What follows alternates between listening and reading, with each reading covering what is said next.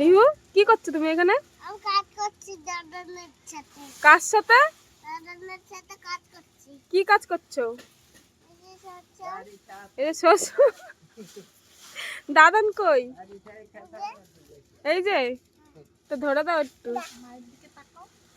এদিকে তাকাও, এদিকে।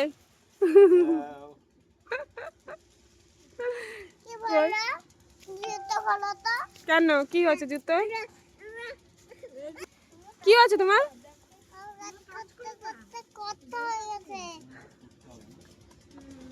কষ্ট হয়ে গেছে কাজ করতে করতে। তাই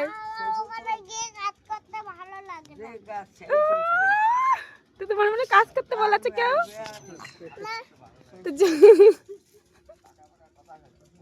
বলে আমার এখানে কি কাজ করতে ভালো লাগে না।